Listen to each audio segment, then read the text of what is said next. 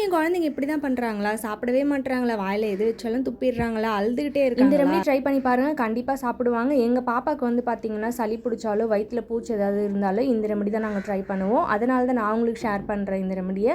வாங்க எப்படி பண்ணுறதுன்னு பார்க்கலாம். சளியும் பிடிச்சிருக்கு, அதனால் எதுவுமே சாப்பிடவே மாட்டேங்கிறா. அதனால நாங்கள் என்ன பண்ண போகிறோன்னா கற்பூரவள்ளி ரசம் தான் வச்சு கொடுக்க சொன்னாங்க அம்மா.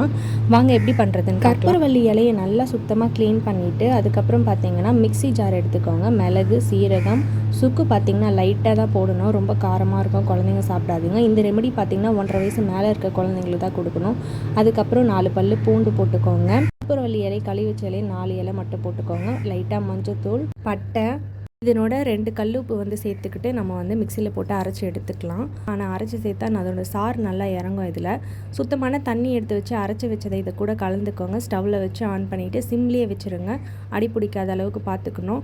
லைட்டாக பெருங்காயம் சேர்த்துட்டு நல்லா கொதிக்க விடணும். ரசம் பார்த்திங்கன்னா நம்ம கொதிக்க விடுறதுக்கு முன்னாடி இறக்கிடுவோம்ல, ஆனால் இது அப்படி கிடையாது, நல்லா கொதிக்க விடணும்.